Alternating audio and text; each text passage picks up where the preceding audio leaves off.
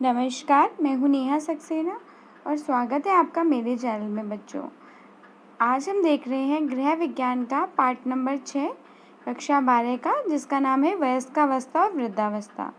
तो इस वीडियो को स्टार्ट करने से पहले मैं आपसे निवेदन करती हूँ कि अगर अभी तक आपने मेरे चैनल को सब्सक्राइब नहीं किया है तो सब्सक्राइब का बटन दबा दीजिए और बेल आइकन दबाना बिल्कुल भी न भूलें। तो चलिए देखते हैं आज का वीडियो डिटेल में। नमस्कार, मैं हूँ नेहा सक्सेना और मैं आपसे रिक्वेस्ट कर देती हूँ कि अगर अभी तक आपने मेरे चैनल को सब्सक्राइब नहीं किया है तो तुरंत सब्सक्राइब कर दीजिए। आज हम देख रहे हैं गृह विज्ञान कक्षा 12 का बहुत ही इंपॉर्टेंट सा पार्ट, जिसका नाम है वयस्कावस्था और वृद्धावस्था। तो चलिए देखते हैं इसे क्वेश्चन। वयस्कावस्था किसे कहते हैं? युवा एवं प्रौढ़ को सामूहिक रूप से वयस्क तथा किशोरावस्था की समाप्ति से वृद्धावस्था के प्रारंभ में पूर्व के काल को वयस्कावस्था कहते हैं। अर्थात 21 से 60 वर्ष की जो अवस्था होती है, 21 से 40 तो युवा और 40 से 60 प्रौढ़, इक्वस टू क्या हो जाता है? वयस्कावस्था कहलाती है। भारतीय आयुर्विज्ञान अनुसंधान परिषद द्वारा कम, अधिक तथा साधारण क्रियाशील स्त्री पुरुषों के लिए प्रोटीन की कितनी मात्रा प्रस्तावित की गई है तथा क्यों? वयस्कावस्था में शारीरिक वृद्धि और विकास नहीं के बराबर होता है। अतः प्रोटीन की आवश्यकता तो केवल दिन प्रतिदिन नहीं होने वाली तंतुओं की टूट फूट की मरम्मत के लिए होती है। अतः प्रोटीन की मात्रा 1 ग्राम प्रति किलो वजन के हिसाब से प्रस्तावित की गई है। मतलब आपका वेट अगर 65 kg है तो 65 kg आपको प्रोटीन की आवश्यकता है। वयस्कावस्था में दिन भर में जल की कितनी मात्रा लेनी चाहिए? तो वयस्क को दिन भर में 8 से 10 ग्लास जल पीना चाहिए। वयस्कावस्था में स्त्री तथा पुरुषों को प्रतिदिन कितनी मात्रा में वास को सेवन करना चाहिए? वास नहीं है बच्चों, ये वसा है। तो वयस्कावस्था में स्त्री और पुरुषों को प्रतिदिन कितनी मात्रा में वसा को सेवन करना चाहिए?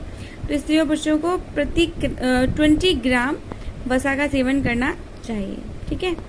वृद्धावस्था में हृदय संबंधी बीमारियों की बढ़ने की संभावना किस प्रकार बढ़ जाती है? तो वृद्धावस्था में हृदय संबंधी बीमारियों की बढ़ने की संभावना रक्त में कोलेस्ट्रॉल एवं लिपिड्स के बढ़ने से बढ़ जाती है। जैसे एग्जाम्पल फॉर कि कोई चिमनी है जिसमें ऑयल जा रहा है, तो जाते तो वहाँ पे कलेक्ट हो जाएगा और वो एक्सक्रीट आउट करने लग जाती है। उसी प्रकार हमारी बॉडी में हृदय होता है, अगर वहाँ पे मान लीजिए आप फैट्स जो होता है, वसा है, वो कोलेस्ट्रॉल लिपिड्स के रूप में वहाँ पहुँच रहा है, तो वो जमा होता जाएगा और होने के बाद में इकट्ठा होकर के वो एक्सक्रीट आउट हो जाएगा। नेक्स्ट क्वेश्चन है, वृद्धावस्था में वृद्धों को देखने, सुनने, सूंघने व स्पर्श करने की शक्ति में कमी किसके कारण आती है? तो नाड़ी संतान के कमजोर हो जाने के कारण वृद्धि में देखने, सुनने व स्पर्श करने की शक्ति में कमी आ जाती है। महिलाएं पोषण संबंधी समस्याओं की शिकार होती हैं। क्यों होती हैं? क्योंकि ज्यादातर महिलाएं दुबली व शरीर दिखने की लालसा में नाश्ता ग्रहण नहीं करती या कम भोजन ग्रहण करती हैं तथा पोषण संबंधी समस्याओं की शिकार होती हैं। वृद्धियों में एकाकीपन के बढ़ने के कोई 2 कारण बताइए। सेवानिवृत्त के पश्चात अपने ऑफिसर के साथियों के साथ छूट जाने के कारण और बच्चों के बड़े होकर विवाह करके अलग घर बसाने के कारण ऐसा होता है।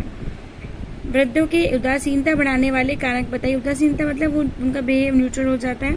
सेवानिवृत्ति, एकाकीपन, आर्थिक तंगी, पारिवारिक मतभेद, गिरता हुआ स्वास्थ्य आदि कारण वृद्धों को उदासीनता को बढ़ाते हैं। आपके अनुसार वृद्धावस्था की कोई 4 समस्याएं लिखिए। वृद्धावस्था की माध्यमिक शिक्षा बोर्ड 2019 में आया हुआ प्रश्न है।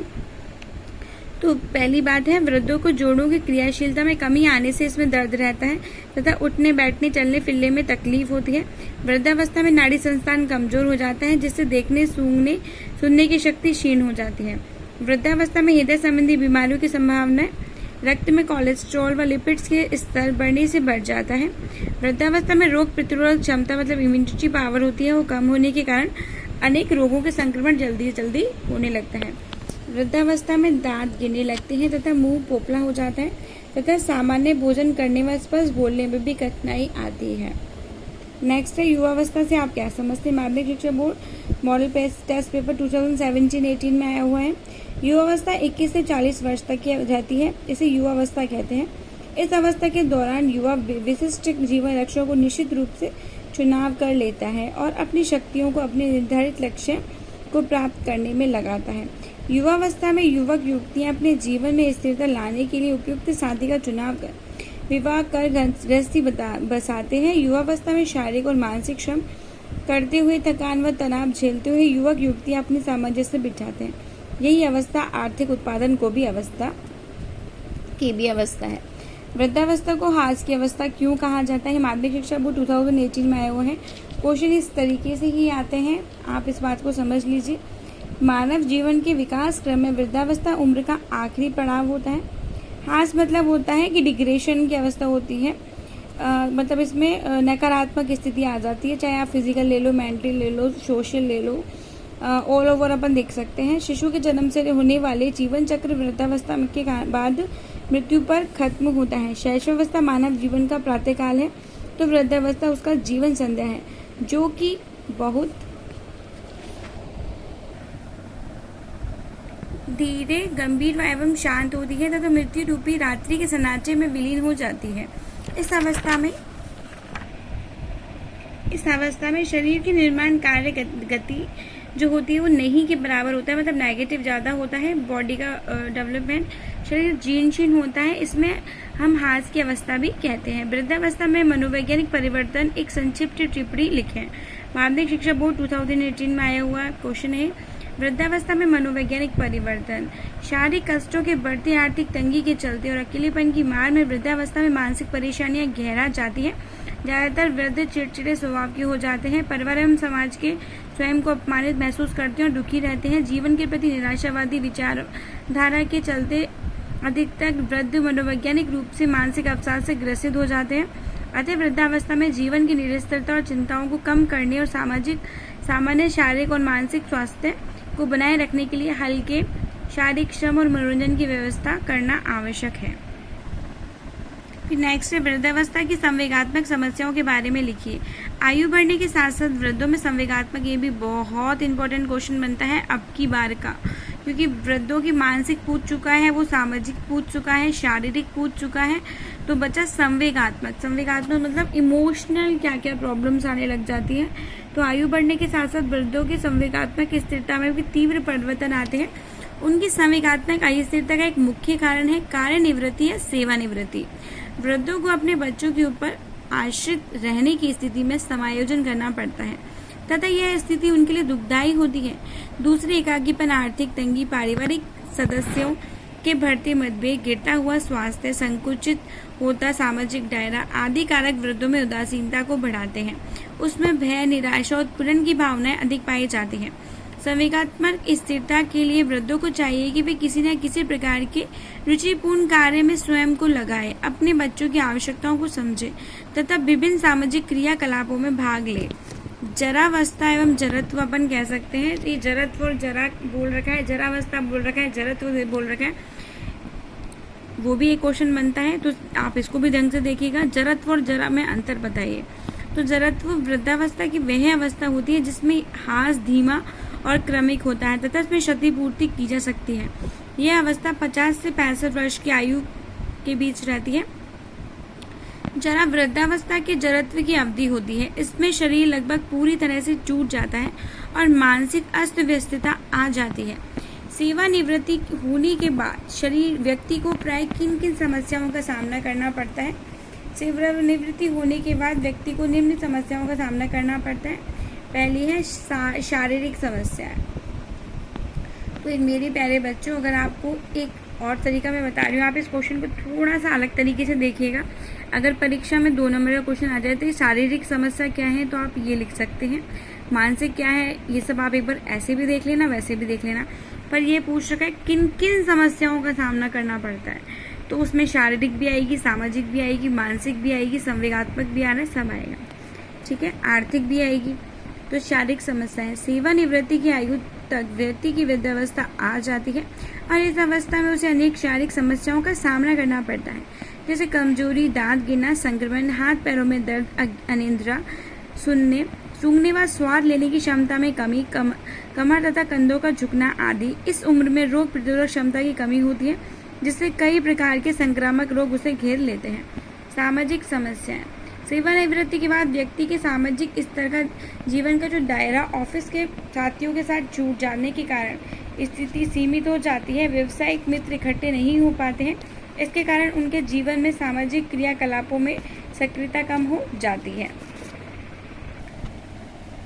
नेक्स्ट है आर्थिक समस्याएं। सेवानिवृत्ति के पश्चात वृद्धों को मिलने वाली मासिक आय में कटौती हो जाती है तथा काफी लोगों को तो पेंशन भी नहीं मिलती है। सेवानिवृत्ति पर मिला पैसा वे बच्चों के भविष्य पर खर्च कर देते हैं। ऐसे में उन्हें अपनी मूलभूत आवश्यकताओं के लिए बच्चों पर निर्भर रहना पड़ जाता है, इसलिए वृद्धों की आर्थिक परेशानियों से जूझना पड़ता है। संवेगात्मक समस्याएं। वृद्धावस्था में होने वाली संवेगात्मक समस्या का प्रमुख कारण सेवानिवृत्ति है। सेवानिवृत्ति मतलब रिटायरमेंट होने पर उनके पास काम नहीं होने के कारण वे बिल्कुल खाली महसूस करते हैं तथा उनका समय खाली वक्त कट नहीं पाता, जिससे उसमें उदासीनता बढ़ जाती है। मतलब वो गेटिंग बोर वाली सिचुएशन आ जाती है। उनमें कई प्रतिगामी लक्षण उभरने लगते हैं। उनमें उनके चिड़चिड़े, झगड़ालू, सनकी व विरोधी होने की संभावनाएं बढ़ जाती हैं। वृद्धावस्था में होने वाली शारीरिक परिवर्तन व उससे संबंधित समस्याओं के बारे में विस्तार से लिखिए। तो वृद्धावस्था में होने वाले शारीरिक परिवर्तन और उससे संबंधित समस्या। वृद्धावस्था में नव कोशिकाओं के निर्माण की प्रक्रिया की दर शरीर में होने वाली टूट फूट की दर से बहुत कम रहती है, जिससे शारीरिक भार में गिरावट आती है तथा शरीर कमजोर दिखने लग जाता है। वृद्धावस्था में सिर के बाल कम और धूसल हो जाते हैं, मतलब ब्राउन हो जाते हैं, व्हाइट हो जाते हैं। पुरुषों के सिर लगभग गंजा सा हो जाता है। वृद्धावस्था में दांत गिरने लगते हैं और जिससे मुंह पोपला हो जाता है। सामान्य भोजन करने व स्पष्ट बोलने में भी कठिनाई आती है। वृद्धावस्था में कमर व कंधे आगे की ओर झुक जाते हैं तथा व्यक्ति आगे की ओर झुककर चलने लगता है। वृद्धावस्था में जोड़ों की क्रियाशीलता में कमी आ जाती है, इसमें दर्द रहता है, उनके उठने बैठने व चलने फिरने में दिक्कत आती है। वृद्धावस्था में नाड़ी संस्थान कमजोर हो जाता है, जिसके कारण देखने, सुनने, सूंघने व स्पर्श करने की शक्ति कमजोर हो जाती है। वृद्धावस्था में हार्मोन का संतुलन होने से अस्थि विकृति रोग, जिसको अपन ऑस्टियोपोरोसिस कहते हैं, ऑस्टियोपोरोसिस, ठीक है, हड्डियां कमजोर हो जाती हैं। अब आपको मैंने यहाँ पे क्यों बताया है, क्योंकि क्वेश्चन ऐसे ही आ जाता है कि ऑस्टियोपोरोसिस किसे कहते हैं, तो आप उसमें लिखेंगे वृद्धावस्था में हार्मोन का असंतुलन होने से अस्थि विकृति रोग हो जाता है। इसी से अपन हड्डियों का कमजोर हो जाती है, जिससे कमजोर होकर के टूटने लगती है। इसे अपन क्या कहते हैं, ऑस्टियोपोरोसिस कहते हैं। वृद्धावस्था में हृदय संबंधी बीमारियां बढ़ने लगती हैं, जैसे उच्च रक्तचाप, एंजाइमा का दर्द आदि। वृद्धावस्था में अनिद्रा का रोग हो जाता है। एक वृद्ध महिला को देखभाल आप कैसे करेंगे? एक वृद्ध महिला की देखभाल निम्न तरीके से करेंगे। संतुलित आहार। एक वृद्धा को भोजन देते समय उसके शारीरिक परिवर्तन और स्वास्थ्य में रुचि का ध्यान रखेंगे, जिससे भोजन में उसे संतुष्टि मिल सके। आवास। एक वृद्ध महिला के आवास की व्यवस्था करते समय ध्यान रखना चाहिए कि उसका कमरा बहुत ही ठंडा नहीं होना चाहिए, जिससे वह खिड़कियां हो ताकि वह पर्याप्त रोशनी हो। कमरे में आसपास मनोरंजन के साधन उपलब्ध होने चाहिए। पूर्ण विश्राम एवं निद्रा। ये आप सोचेंगे बहुत इजी सा क्वेश्चन है, इसमें क्या है, पर ये आया हुआ क्वेश्चन है, गत वर्ष में आया था ये 2018 के पेपर में। पूर्व विश्राम एवं निद्रा। एक वृद्धा को उसके लिए उम्र के पूर्ण विश्राम एवं निद्रा की आवश्यकता होती है। ऐसे में वृद्धा के कमरे के आसपास शोरगुल ना हो। तो नेक्स्ट क्वेश्चन है चिकित्सा सुविधाएं। वृद्धावस्था में रोग प्रतिरोधक क्षमता कम हो जाती है, ऐसे में एक वृद्ध महिला को नियमित रूप से चिकित्सा जांच होती रहनी चाहिए। सक्रियता। वृद्ध महिला को घर के छोटे मोटे कार्यों में शामिल करना चाहिए, जिससे वे अपने आप को अकेलापन महसूस ना करे। वृद्ध अपने खाली समय में छोटा मोटा काम करके धन अर्जित कर सकता है। आर्थिक सहायता। वृद्धों को निरंतर आर्थिक सहायता देते रहना चाहिए, जिससे उसमें किसी प्रकार की हीन भावना न आए तथा वे स्वयं को आर्थिक रूप से असमर्थ ना समझे, मतलब उसको असमर्थ ना समझे। शारीरिक श्रम के आधार पर वयस्कों का वर्गीकरण कर पोषण संबंधी प्रमुख समस्याओं का वर्णन कीजिए। वयस्क अवस्था आर्थिक उत्पादन की अवस्था होती है। इस अवस्था में युवक और युवतियों को सशक्त एवं समृद्ध उत्पादन बने रहने के लिए उपयुक्त पोषण हेतु संतुलित आहार आवश्यक होता है। किसी भी व्यक्ति की क्रियाशीलता उसके व्यवसाय के रूप में तथा आर्थिक स्थिति पर आधारित होती है। सामान्यतः आय तथा क्रियाशीलता के मध्य विपरीत संबंध होते हैं। कम आय वर्ग के वयस्कों में अधिक आय वर्ग के वयस्कों की तुलना में अधिक क्रियाशीलता दृष्टिगत होती है। क्रियाशीलता के आधार पर वयस्कों का वर्गीकरण तथा पोषण संबंधी समस्याओं का विवेचन निम्न बिंदुओं द्वारा किया जा सकता है। अब आप क्वेश्चन आया हुआ है गत वर्ष में कि क्रियाशीलता के आधार पर वयस्कों को कितने भागों में वर्गीकृत किया जाता है, तो उसको 3 भागों में वर्गीकृत किया जाता है। कम क्रियाशील, मध्यम क्रियाशील, उच्च क्रियाशील। ठीक है, तो कम क्रियाशील वयस्क। अब कॉमन सेंस की बात है, जो व्यक्ति कम क्रियाशील होगा वो क्या होगा, वो उच्च आय वर्ग का होगा। ठीक है, ये वयस्क स्त्री एवं पुरुष इस समूह के अंतर्गत आता है जो शारीरिक श्रम की तुलना में मानसिक श्रम अधिक करेंगे। अब जो मानसिक श्रम ज्यादा करेंगे तो ऑब्वियसली वो उच्च आय वर्ग के व्यक्ति हो जाएंगे। ठीक है, इस वर्ग के वयस्कों की ऊर्जा की मांग कम हो जाएगी। कम क्रियाशील व्यक्ति फिजिकली कम क्रियाशील है, वो मेंटली वो ज्यादा है। वयस्क व्यक्ति वे होते हैं जिनका कार्य एक ही स्थान पर बैठकर विभिन्न कार्य योजनाओं का गठन करना होता है, जैसे गृहिणी, राजपत्रित अधिकारी, मोची, नाई व सेठ, साहूकार आदि आते हैं। पोषण संबंधी समस्याएं। व्यावसायिक व्यस्तता, दबाव एवं तनाव के चलते हुए वयस्क समय पर भोजन नहीं कर पाते, जिससे उसकी मानसिक आय बहुत अच्छी होती है। इससे वयस्क आदतन उच्च वसा एवं शर्करा जलपान जैसे समोसा, नमकीन, चाय, काफी का उपयोग अधिक करने लगते हैं। अति पोषण या मोटापे का शिकार हो जाते हैं। साथ ही उच्च रक्तचाप, मधुमेह, हृदय संबंधी बीमारियों भी उनको घेर लेती हैं। किसको घेर लेगी भाई? कम क्रियाशील व्यक्ति को।